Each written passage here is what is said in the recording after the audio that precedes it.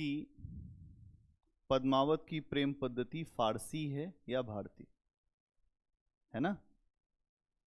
फारसी का मतलब ही हो गया मसनवी। क्या मतलब हो गया?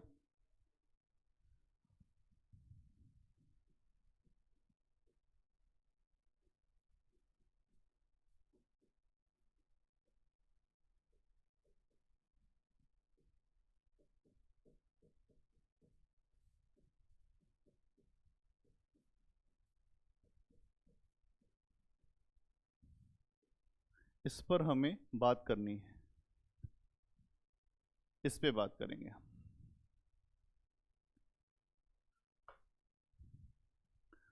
आप जानते हैं आचार्य शुक्ल जो हैं उनका ये मानना है कि जो जायसी का प्रेम है उसमें कहीं ना कहीं हमें फारसी परंपरा दिखती है और उसी परंपरा में हम चीज़ों को देख पाते हैं। क्यों ऐसा कह रहे हैं?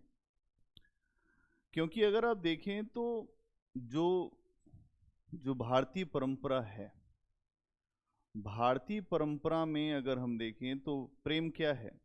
प्रेम इस दुनिया से जो जुड़ के होता है। आमतौर पे ऐसा नहीं है कि प्रेम करने वाला आदमी जो समाज से कट जाएगा, लेकिन फारसी परंपरा में जो मसनवी की परंपरा है उसमें प्रेम जब हो जाएगा तो दुनिया से वो आदमी अलग भी हो जाएगा। ये यहाँ पर एक बात बताई गई है। इसके अलावा जो भारतीय परंपरा है वहाँ विरह वेदना महिलाओं में पुरुषों की तुलना में ज़्यादा है नहीं। और अगर आप देखें फारसी परंपरा में यह वेदना ट्रांसफर हो जाती है पुरुषों में नहीं। ये यहाँ पे कुछ अंतर आपको मैं बता रहा हूँ कि भारतीय परंपरा में क्या होता है और फारसी परंपरा में क्या होता है और क्या दिखता है। भारतीय परंपरा में आपको दिखाई देगा कि जो नायक और नायिका हैं उनके बीच में हंसी मजाक भी होता है। ये आमतौर पर आप अनुभव करके समझ सकते हैं। हंसी मजाक, बातचीत, कॉफ़ी पीना, ये सब चलता है। वहीं फारसी परंपरा में नायक नायिका में कोई हंसी मजाक है ही नहीं। जो नायक बेहोश होगा या तो ये कुछ ऐसे आधार हैं जहां पर आचार्य शुक्ल को ये समझ में आया कि जायसी जो हैं वो मसनवी शैली में लिखते हैं। मसनवी शैली का मतलब बाद में आध्यात्मिक हो जाती है।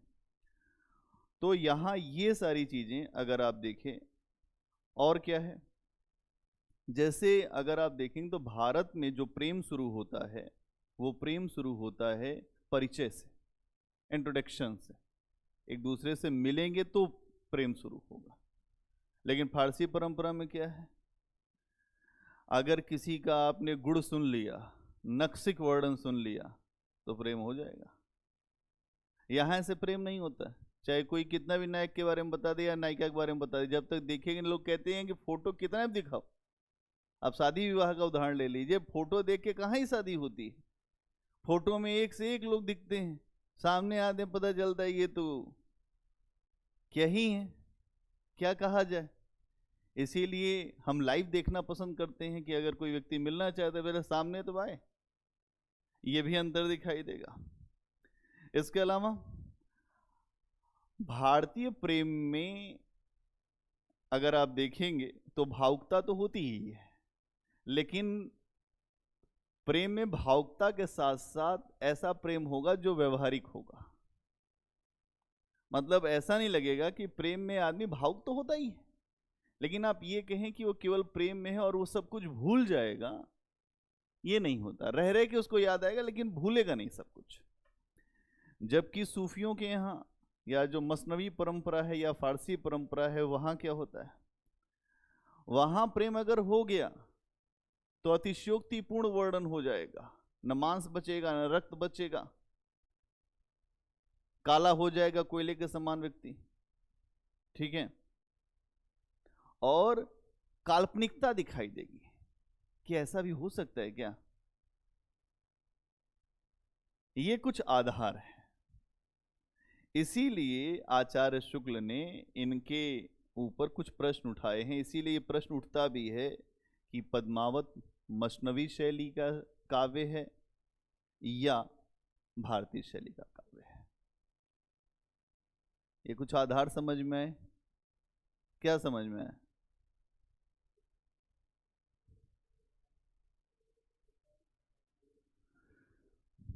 हम्म हम्म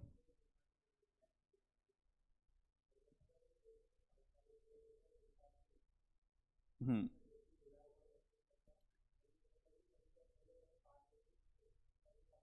बहुत बढ़िया। आचार्य शुक्ल की एक लाइन है, उसको सुनिए आप। आचार्य शुक्ल लिखते हैं, फारसी के मसनवियों का प्रेम एकांतिक होता है। फारसी के मसनवियों का प्रेम एकांतित होता है, जो लोक बाह्य और आदर्शात्मक होता है। मतलब जो दुनिया से कटा हुआ, रत्नसेन को जब प्रेम हुआ भाग निकला चित्तौड़ से, आदर्श होगा। आमतौर पे ऐसा संभव नहीं है, आइडियलिस्टिक। आदर्श आदर्श में ही रह जाता है। हिंदी चीनी भाई भाई, पीछे से चाइना ने छूका आपको मार ही दिया 1962 में। खूब आपने हाथ में हाथ रख के जो वादे किए थे, पंचशील का समझौता भी किया था कि संप्रभुता का सम्मान करेंगे, ये करेंगे, आंतरिक मामले में दखल नहीं देंगे, कभी दिक्कत नहीं पैदा करेंगे, हम भाई हैं। 1949 में भारत ने कहा कि नहीं, सबसे पहले हम ही चाइना को मान्यता दें, हमारी आदत है आदर्श में, बगल में पड़ोसी है, पहली मान्यता हम ही ने दिया, पहला खंजर भी हम को दिया उसने, लो। इसको कहते हैं आदर्श। आदर्श और यथार्थ दोनों चीजें अलग अलग है। तो यहां क्या दिखाई देगा? प्रेम एकांतिक होगा जो मसनवियों का, लोक बाह्य होगा और आदर्श वाला होगा। यहां संसार की वास्तविक परिस्थितियां नहीं दिखेंगी, ये आचार्य शुक्ल कह रहे हैं। और अगर आप देखें तो यहां इसीलिए ये बात उठाई गई है कि जो मसनवियों का इश्क है वो अलग होता है, अलग टाइप का, मतलब एक अलग ही आकाश में होगा, वो धरातल पे नहीं दिखेगा। लेकिन क्या पद्मावत में जो प्रेम दिखाया गया है वो लोक शून्य है क्या? इस संसार से एकदम शून्य है? नहीं। भाई नागमती का विरह देख लीजिए, भाई रत्नसेन उधर भाग रहा है लेकिन नागमती पकड़े हुए ना समाज में, तो लोक शून्य नहीं है। तो आपको अगर आंसर लिखना भी होगा तो आप ये लिखेंगे कि हाँ कुछ प्रभाव है जो दिख रहा है, लेकिन इसको पूरी तरह से मसनवी काव्य के कैसे मान सकते हैं? क्योंकि आपने इसके पहले लोक पक्ष पढ़ा है। अब लोक पक्ष पढ़ा है तो लोक पक्ष का इस्तेमाल कैसे होगा? देखो, एक नॉलेज को कैसे इस्तेमाल करते हैं ये समझने की जरूरत है। और क्या दिखाई देगा भाई? अगर आप देखें कि जो पद्मावत है वहां लोक पक्ष तो उस समय दिखेगा कि जब रानी अपने पति को रोकती है, वो जोगी बन जाता है, फिर आता है वापस, तो फिर लोग रोते हैं। और आगे चल के पद्मावती और फिर जो उसकी पत्नी है जो नागमती, उसके बीच में झगड़ा होता है। ये सब क्या है? ये सब तो इसी संसार का ही पक्ष है ना। आज भी होता है, एक व्यक्ति एक शादी हुई दूसरी पत्नी ले आए, फिर देखो पता चल जाएगा। आप नौकरी में भी अगर आपने गलत सूचना दे दिया कि आपकी शादी हो गई है या नहीं हुई है, आपने, कुछ लोग होते हैं होशियार टाइप के, बाद में पता चलता है एक नहीं 3 पत्नियां निकल आई, फिर नौकरी भी चली गई। इसीलिए सर्विस में पहले ही पूछ लेते हैं, शादी हो गई, हाँ या नहीं? नहीं तो ठीक, अगर हाँ तो वो भी ठीक। यहां भी वही दिखाया गया जो आमतौर पर समाज में होता है कि अगर आप ऐसा करोगे तो फिर आगे चल के झगड़ा लड़ाई होगा ही। इसके अलावा पद्मावती द्वारा जो राघव चेतन को जो दान दिया जाता है एक जगह, राघव चेतन बहुत चालाक आदमी, मैंने आपको बताया कि वो वहीं से पीछे पड़ा हुआ सिंगलदीप से ही, और यहां तक आया साथ। बाद में उसकी इच्छाएं पूरी नहीं हुई तो भाग निकला, अलाउद्दीन खिलजी के यहाँ हटा दिया गया। तो ऐसा होता ही है, आप देख लीजिए समाज में कुछ लोग ऐसे आपको मिलेंगे, आपसे उनका लगाव भी हो सकता है, आपका भी हो सकता है लगाव हो जाए, लेकिन आपने अगर इच्छा पूरी नहीं की तो फिर आपके विनाश के लिए वो अपनी चोटी बांध लेते हैं चड़क के तरह से कि नहीं हम बर्बाद करके मानेंगे। ये होता है, समाज में भी है कि नहीं? ऐसा आप लोग देख रहे हैं कि नहीं? ये होता है कि नहीं होता? अगल बगल के पड़ोसी देख लीजिए, भारत पाकिस्तान के संबंध में यही बात होती है कि हर चीज बदले जा सकती है लेकिन पड़ोसी नहीं। भाई मकान उखाड़ के समझ ले जाएंगे अगल बगल कहीं। इसलिए संबंध ऊपर से ही अच्छा हो लेकिन होना चाहिए, अंदर से तो अच्छा होगा नहीं कभी। तो यहां ये समझने की जरूरत है। इसीलिए अगर आप देखेंगे कि जो जो जायसी की रचना पद्मावत है वहां पर मसनवी का तो प्रभाव दिखेगा, लेकिन समाज की बहुत सारी घटनाओं को जो दिखाया गया है जो आमतौर पे समाज में दिखती है। आचार्य शुक्ल कहते हैं जायसी एकांतिक प्रेम की गूढ़ता और गंभीरता के बीच। एकांतिक प्रेम की गूढ़ता मतलब जब रत्नसेन अकेले पद्मावती के लिए मिलने जा रहा है तो वो हो गया एकांतिक प्रेम। उसके बीच और क्या करते हैं, आम जीवन के संपर्क सूत्र जोड़ते रहते हैं, क्योंकि नागमती यहां पर वो सारे काम कर रही है जो आमतौर पर एक महिला का पति जब उससे अलग हो जाएगा तो वही करेगी। ये चीज आपको दिखाई देगा। इसीलिए इनकी प्रेम गाथा पारिवारिक और सामाजिक जीवन से अलग होने से बच गई है। अगर नागमती का ये वर्णन नहीं करते तो ये पूरी तरह से मसनवी शैली का काव्य हो जाता कि रत्नसेन को भाई रानी जो पद्मिनी से मिलना था वो इश्क का जो प्रतीक है वो खुदा का प्रतिबिंब है, तो काम ही खत्म है। जब बंदा चला गया खुदा के पास हो गया खत्म बाजार। लेकिन यहां नागमती चिल्ला रही है नहीं तुम क्यों हमारे साथ ऐसा कर रहे हो। इसीलिए यहां पर ये प्रेम गाथा जो है यहां पर बच पाई है, जो मसनवी शैली नहीं हुई। पर एक बात समझना पड़ेगा, ये केवल प्रेम गाथा है, ये पूरी जीवन गाथा नहीं है। इसीलिए इसको महाकाव्य नहीं कहा गया है। आचार्य शुक्ल हिंदी साहित्य के भीष्म हैं। अगर उन्होंने किसी पर टिप्पणी किया तो टिप्पणी सही है मान के चलिए, 90% टिप्पणी सही है। 10% लोगों ने फिर हल्ला मचाया विजयदेव नारायण शाही ने कि भाई जायसी की पुस्तक लिखी, उनके महत्व को स्थापित किया कि मध्य अगर आप कहें भक्ति काल के ऐसे पहले कवि हैं जो अपने आप को कवि कहते हैं। कबीर कहते नहीं है मैं तो कवि हूं ही नहीं, मेरा मतलब ही नहीं है।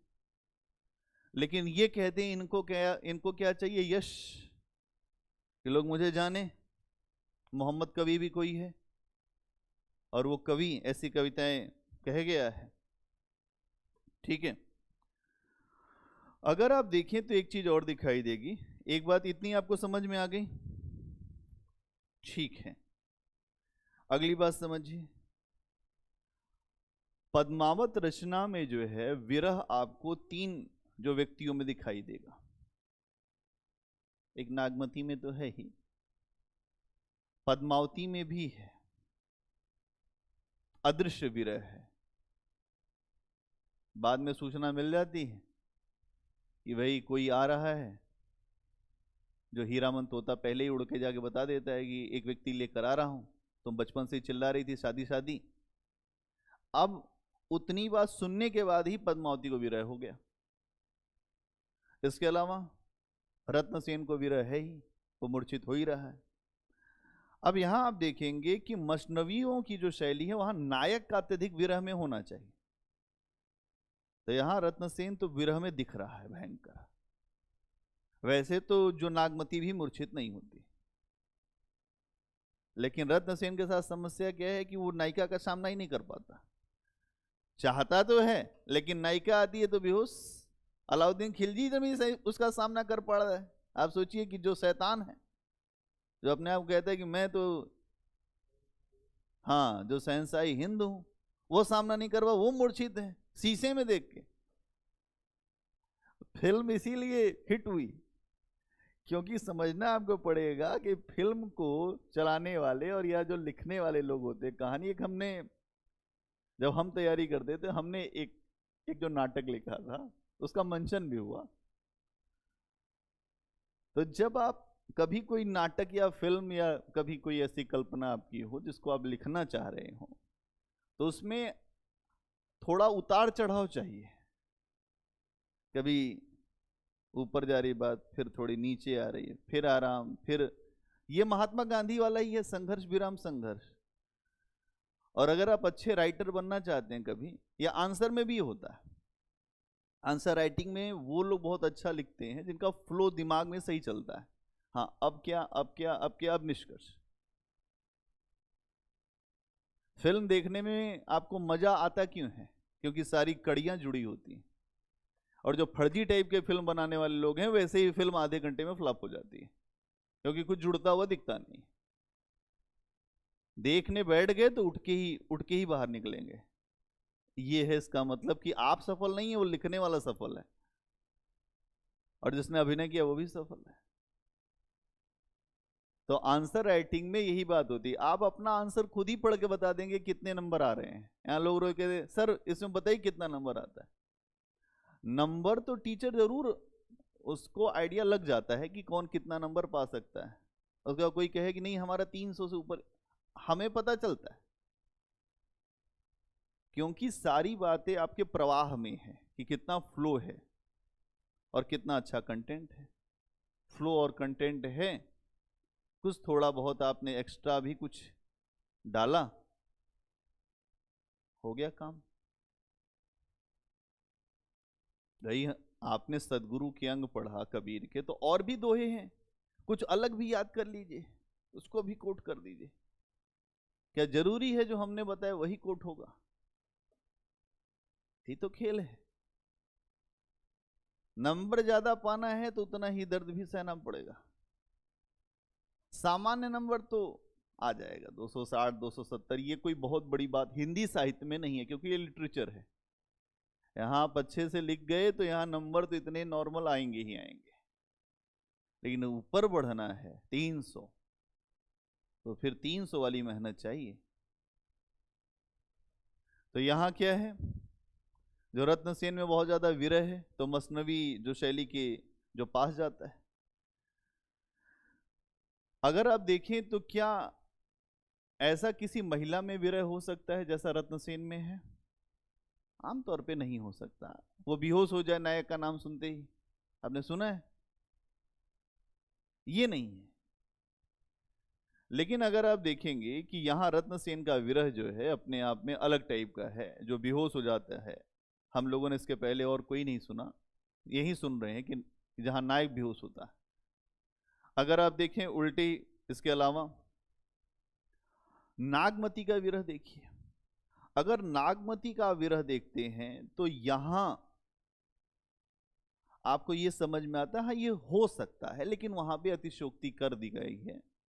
कुछ अतिशयोक्ति ज्यादा है कि वो कोयला हो रही है कंद के स्नेह में, उसका मुख जो एकदम काला पड़ गया है, न रक्त है न मांस है, कुछ बचा ही नहीं है, तो तुम कैसे जी रही हो। एक जगह आता है कि हवा चलती है, उसकी हालत ऐसी हो गई है कि हवा ही उड़ा देगी उसको, इतनी हल्की हो चुकी है वो। मतलब वर्णन करने पे आते हैं जैसी, तो कुछ भी हो सकता है। तेजी से अगर हवा चल गई आंधी तो नायिका उड़ जाएगी। इससे ये बताया गया कि जल्दी नायक का आना जरूरी है, नहीं तो नायिका का बचना मुश्किल है। अब क्या है, यहां आप देखेंगे दोनों ही तरीके का प्रेम दिखाया गया है।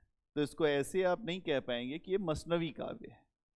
अगर केवल रत्नसेन में विरह होता और नागमती मस्त रहती, खुश रहती, एक कोई बात नहीं, गया दुष्ट टाइप का आदमी था, दूसरी महिला के चक्कर में गया, हम आराम से रहेंगे, तो कोई समस्या नहीं। लेकिन समस्या कहाँ है? समस्या ये है कि दोनों का प्रेम दिखाया गया है। मतलब एक तरफ है जो मसनवी वाला जो रत्नसेन में दिख रहा है, एक तरफ है नागमती का जो व्यवहारिक प्रेम है या एक सामाजिक प्रेम है, जो हिंदू, जो गृहस्थिक या हिंदू गृहस्थी की जो महिला होती है उसकी क्या सोच है, वो नागमती के माध्यम से दिखाया गया है। तो यहां ये चीज दिखेगी, ठीक है। इसके अलावा अगर आप देखेंगे, अभी मैंने आपको बताया कि नायक नायिका के बीच में बातचीत होनी चाहिए। अगर जब भी बातचीत होगी हंसी मजाक होगा तो ये भारतीय परंपरा हो जाएगी। लेकिन यहां अगर आप देखें, आश्चर्य का विषय ये है कि यहां जो फारसियों की परंपरा में भी ऐसा नहीं होता, मसनवियों के यहां, और अगर आप देखें इसके अलावा और आपको ये भी दिखाई देगा जो यूरोप की परंपरा है उसमें भी ऐसा नहीं है, खासतौर से अंग्रेजों की परंपरा में, ब्रिटेन में हास परिहास नहीं दिखाई देगा, तो कैसे प्रेम हो सकता है? अरे भाई, अदृश्य सत्ता थोड़ा प्रेम करा देगी कोई किसी से? वर्णन सुना प्रेम हो गया? इसका मतलब कि वो प्रेम कहीं ना कहीं जो खुदाई प्रेम है, वो प्रेम वही हो सकता है। इस जग में अगर प्रेम होगा तो व्यक्ति का व्यक्ति से मिलना जरूरी है। अगर जो हमने अभी बात किया कि जो फारसियों की परंपरा है और जो इंग्लैंड अगर आप कह लें या ब्रिटेन की जो परंपरा है, वहां प्रेम ऐसे भी हो सकता है किसी के बारे में सुन के। लेकिन भारत की परंपरा में हास परिहास मजाक बोलना, इसका सबसे अच्छा उदाहरण जो है जो शादी विवाह में आप देखेंगे यही होता है। क्या दिखता है आपको? हास परिहास से ही तो, अगर किसी से कोई नहीं बात करेगा तो फिर कहां चीजें निकल के सामने आएंगी। लेकिन यहां आपको यह दिखाई देगा कि ऐसा नहीं। ठीक है, पद्मावती अगर आप देखेंगे कि पद्मावती को इस बात की जानकारी होती है कि रत्नसेन आ रहा है। ठीक है, पद्मावती रत्नसेन की सारी कहानी सुनती है कि वो रत्नसेन आ रहा है वहां चित्तौड़ से, ये वो, तो वो उसका एक जो मजाक उड़ाती है। तो यहां पे आएगी भारतीय परंपरा। आप समझिएगा, रत्नसेन तो पागल है, वो वहां से निकल चुका है, उसकी तो बात छोड़िए। लेकिन ये समझदार महिला दिखाई दे रही है। क्यों समझदार दिखाई दे रही है? कि यहां जायसी ने ये दिखाया है कि जो भारतीय परंपरा में हंसी मजाक है, अगर उसका ये लिख के जाना कि तुमको भिक्षा मांगने भी नहीं आती, ये क्या दिखा रहा है भाई? परिहास ही तो है, तुम्हारी हंसी उड़ा के चली गई, आई मंदिर और तुम जो है होश में नहीं थे। उसने लिख दिया कि तुम्हारे पास, तुम तो वैसे जोगी ही नहीं होगी जिसको भिक्षा मिल पाए। तो उसने एक बात कही है, हौ रानी तुम जोगी भिखारी। हौ रानी, मैं एक रानी हूं और तुम एक जोगी और भिखारी हो। जोगही भोगही कौन चिन्हारी।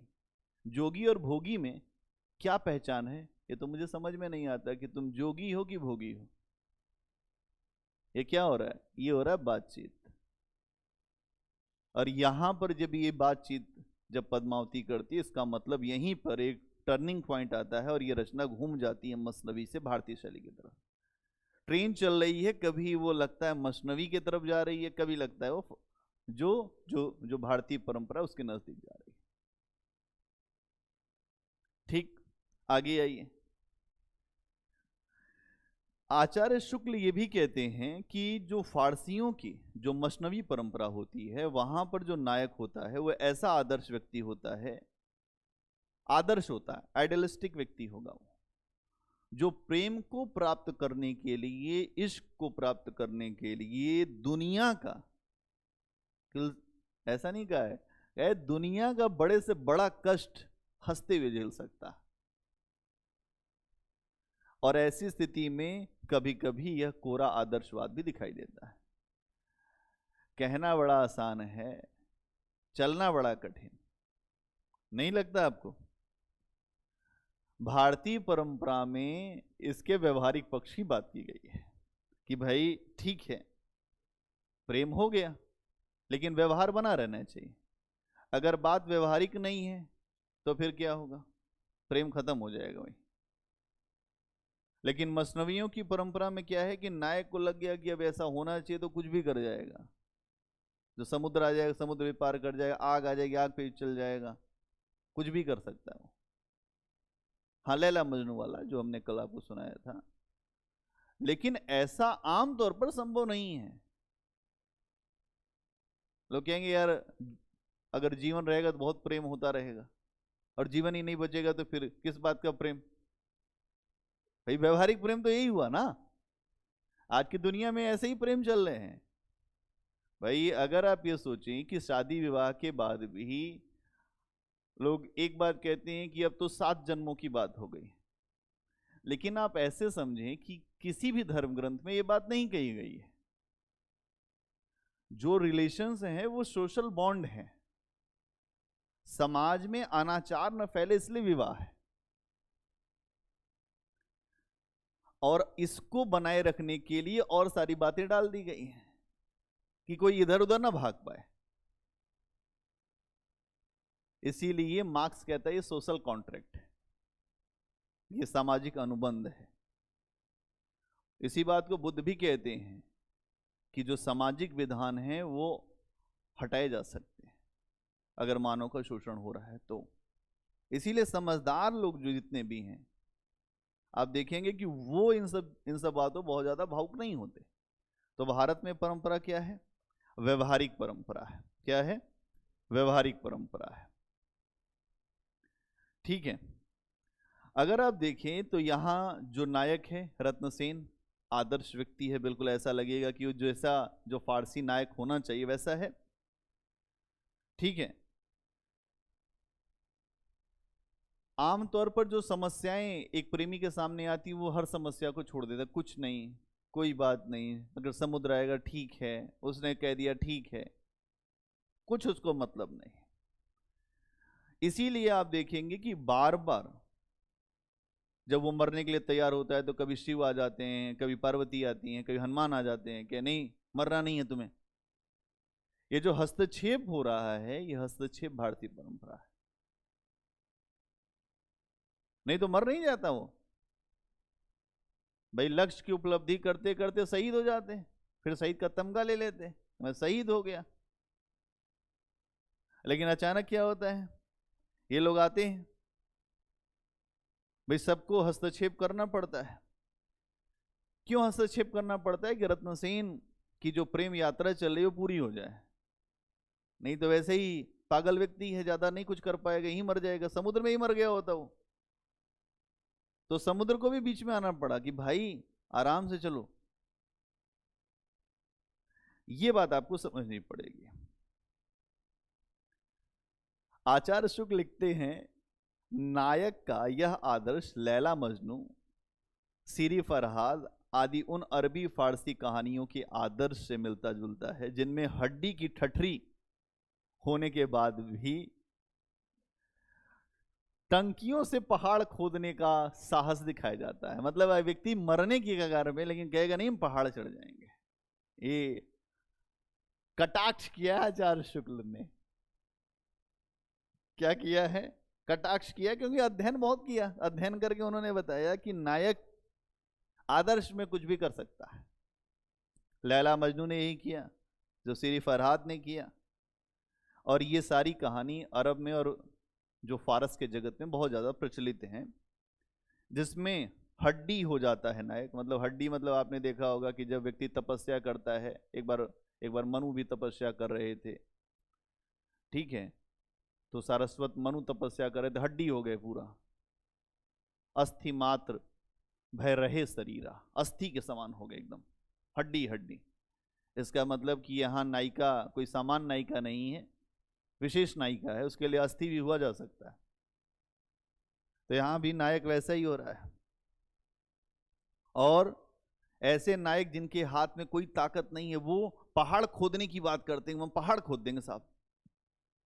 तो आचार्य शुक्ल इस पे थोड़ा नाराज हैं कि जब नायक के हाथ में शक्ति है ही नहीं, वो कोई एक्सरसाइज नहीं करता है, कुछ है ही नहीं उसके पास, तो फिर कैसे ही पहाड़ खोदेगा? प्रेम पहाड़ कठिन विधि गढ़ा, सोपे चढ़ा शीशो चढ़ा। प्रेम का पहाड़ बहुत कठिन है, उस पर वही चढ़ पाता है जो अपनी गर्दन उतार देता है। लेकिन गर्दन उतारने के लिए भी शक्ति होनी चाहिए। पता है शक्ति ही नहीं है, उठ ही नहीं पा रहे, न रक्त है न मांस, तो क्या होगा? आ रही बात समझ में कुछ? यहां ये चीज दिखेगी। और अगली बात क्या है?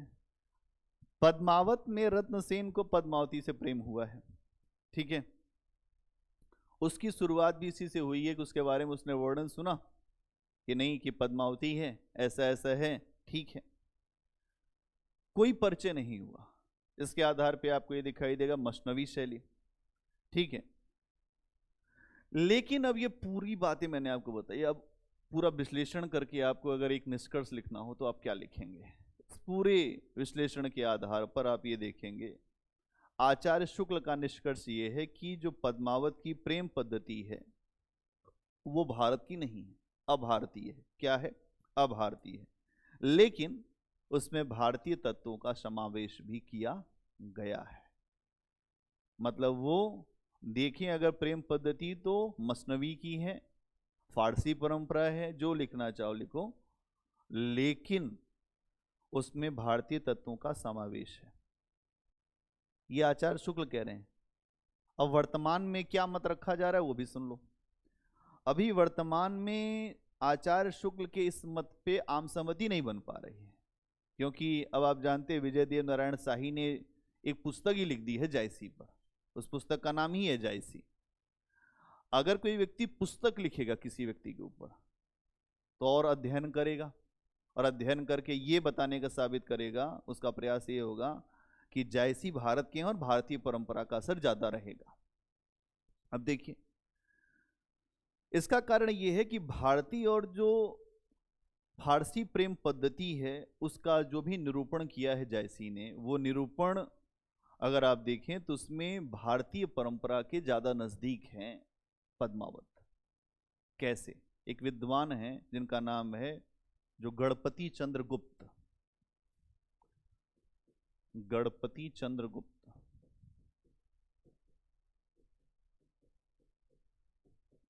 इन्होंने बताया है कि ये भारतीय परंपरा के कैसे नजदीक है।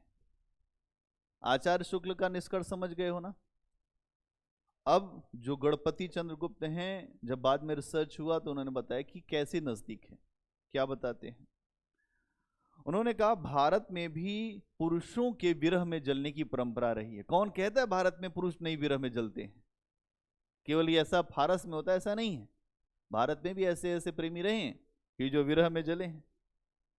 इसका उदाहरण उन्होंने दिया ऋग्वेद के जो पुनर्वा नाम के एक व्यक्ति से, कि ऋग्वेद में एक व्यक्ति है पुनर्वा। इसके अलावा कालिदास की एक रचना है मेघदूत, जिसमें यक्ष जो है यक्षिणी से ज्यादा दुखी है।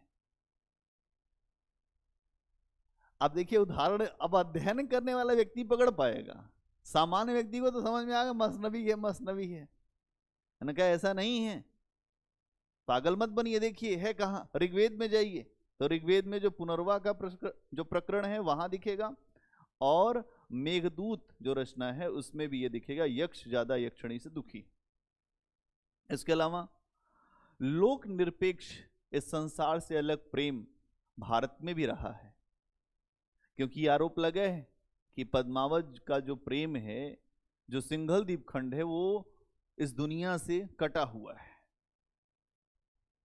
हाँ, अब उसको कैसे काउंटर कर रहे हैं?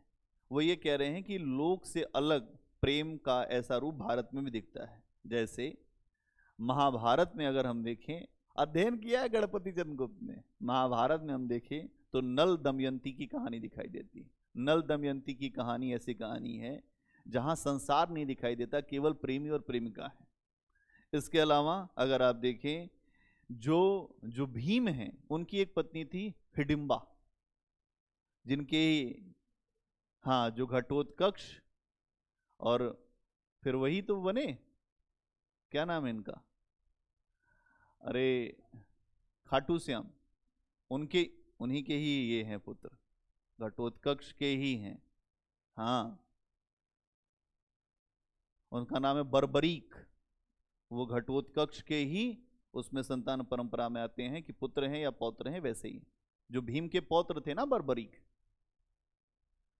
तो ये कहानी क्या है? जो भीम और हिडंबा का प्रसंग, ये भी एकांत का ही प्रसंग है। अचानक ही आ जाते हैं बर्बरीक कि मैं भीम का पौत्र।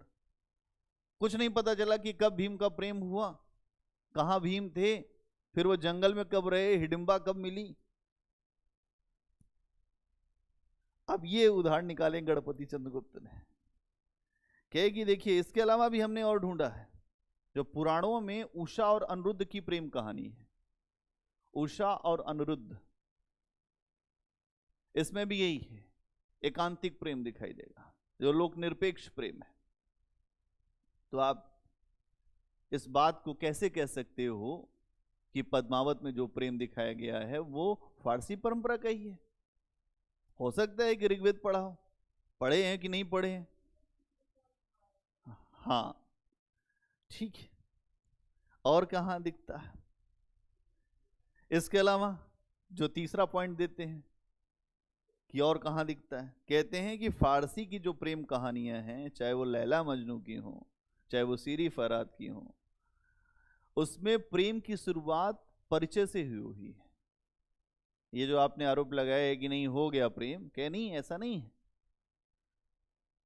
मजनू जो है लैला के साथ बचपन से ही रहता था, तो परिचय था, बिना परिचय के प्रेम नहीं हुआ। और जो सीरी फरहाद है वहां भी ऐसा ही था, तो परिचय था। और वहां पे ऐसा तो नहीं दिखाई दिया कि स्वप्न में दर्शन हुआ जो मजनू को लैला का, और वो हो गया पागल, अपना कपड़ा फाड़ लिया, ऐसा तो नहीं हुआ है। अब गणपति चंद्रगुप्त ने ये बात बताई कि भाई ऐसा नहीं है कि हर बात के लिए लैला मजनू को दोष दें आप, लैला मजनू का भी जो प्रेम है वो परिचय से ही हुआ है। इसके बाद एक निष्कर्ष, इस प्रकार कुल मिला जुलाकर या निष्कर्ष रूप में यह कहा जा सकता है, सूफी काव्यों में जो प्रेम है, सूफी काव्यों में जो प्रेम है उसको अभारती कहना उचित नहीं होगा। और अगर हम ये कहें इसमें दिखने वाली जो भी विशेषताएं दिखती हैं प्रेम की, वो भारतीय परंपरा के भीतर भी दिखती है। पद्मावत में जो भी प्रेम दिखाई देता है वो भारतीय परंपरा के अंदर भी दिखाई देती है। विजय देव नारायण शाही का आखिरी में कोट आप करेंगे। विजय देव नारायण शाही ने अपनी पुस्तक जायसी में यहां तक कहा है कि प्रेम पद्धति की जो भारतीय जो परंपराएं हैं, या अगर हम ये कहें कि प्रेम पद्धति की जो भारतीय परंपरा या फारसी परंपरा का जो आरोप या आलोचना जायसी पर लगाई जा रही है, वो विवाद ही बंजर किस्म का विवाद है, मतलब उसमें कोई दम ही नहीं है, बंजर है। क्योंकि विजय देव नारायण शाही इनको उठाने के लिए आए हैं। जायसी जो कवि बनना चाहते थे, जो उनकी इच्छा थी यश प्राप्ति की, उसके लिए विजय देव नारायण शाही का जन्म हुआ है। उन्होंने कहा ये जो विवाद का ही मतलब नहीं, ये बंजर टाइप का विवाद है। आचार्य शुक्ल ने पता नहीं क्यों उठा लिया, उनकी आदत है। कबीर को उठा लिया, फिर उनको भाई थोड़े समय तक वैसे रहना पड़ा। जैसे आचार्य हजारी प्रसाद द्विवेदी ने कबीर को सामने लेकर आए, वैसे ही विजय देव नारायण शाही, जो गणपति चंद्रगुप्त जैसे विद्वानों ने जायसी को सामने ला के रख दिया कि भाई जायसी कवि बनना चाहते थे और हमारी इच्छा है कि जायसी बन के दिखाएं। तो इन्होंने बताया कि ये सारे विवाद जो हैं, ये विवाद है ही नहीं, ये भारतीय परंपरा का है, और जो इस पे विवाद करता है वो विवाद बंजर किस्म का विवाद है। काम ही खत्म कर दिया। क्या समझ में आया आपको? कुछ लिख सकते हैं?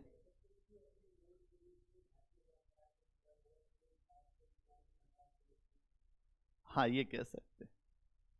और आखिरी में विजय देव नारायण शाही का भी कोट कर दीजिए कि विजय देव नारायण शाही जैसे विद्वानों ने तो यहां तक कह दिया है कि प्रेम पद्धति की यह बात कहना कि ये भारतीय है या फारसी, ये विवाद जो है बंजर किस्म का विवाद है, इसमें कुछ दम नहीं है। लेकिन छोड़ दीजिए, अपने ऊपर क्या ही असर आता है, जाएगा उन्हीं के ऊपर, शाही जी के ऊपर।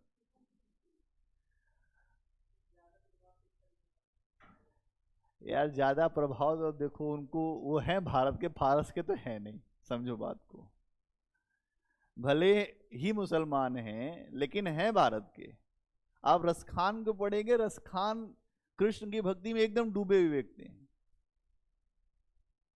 उनको वहीं पे जो है, नहीं वो रसखान जो सुजान वाले उनका नाम है, जो घनानंद वो अलग है, जो सुजान के नाम पे कविताएं लिखते हैं। उसमें भी अगर आप देखेंगे जो घनानंद का है, तो घनानंद भी एक ऐसे व्यक्ति हैं जिनको प्रेम के पीर का कवि माना जाता है, वो पीर के कवि हैं। अभी जब आप भक्ति काल में पढ़ेंगे तब आपके सामने वो बातें आएंगी कि राज दरबार में एक बार जब घनानंद थे तो मोहम्मद शाह बैठा हुआ था, यही मोहम्मद शाह रंगीला।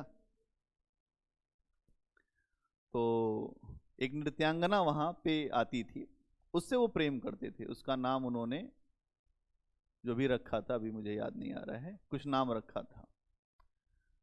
तो वो बहुत अच्छा गाते थे।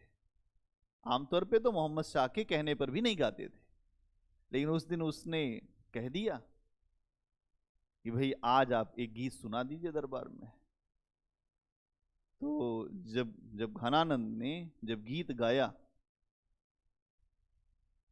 तो उसके बाद वो गीत गाते समय भूल गए कि मोहम्मद शाह भी बैठा हुआ है। वो केवल उसी को देखते ही जो गीत गाया। तो मोहम्मद शाह ने कहा कि आज के बाद दरबार मत आना, नहीं तो गर्दन उतार लूंगा। भाई राजा तो था ही, मुगल बादशाह, मरते मरते भी अभी हाथी तो बचा ही था। उसके बाद वो चले गए वृंदावन, और उसके बाद ये कहा एरी रूप अगाधे राधे राधे राधे। उस हाँ याद आ गया नाम, उनकी प्रेमिका का नाम था सुजान। एरी रूप अगाधे राधे राधे राधे, तेरे मिलन को बहुत जतन है साधे। मतलब बहुत जतन साधे राज दरबार में भी, लेकिन कुछ हुआ नहीं। अब चूंकि वहां बोल नहीं सकते थे, नहीं तो गर्दन उतर जाती, इसलिए वृंदावन छोड़ आ गए वृंदावन में। तो ठीक है, उनके यहां भी आपको ये दिखाई देगा, हमेशा छोड़ दिया संसार, लेकिन हर जगह केवल सुजान सुजान। मतलब वो लिखते भी थे, उनकी रचनाओं में सब जगह ही आता है। जब आप घनानंद पढ़ेंगे तो आपको समझ में आएगा। राधा की भक्ति करते हैं, लेकिन राधा के बीच में एक लाइन लिख देते हैं, तुम सुजान। अरे भाई इसको कहते हैं प्रेम, ये आप डूब चुके हैं। ठीक, अब इसको लिख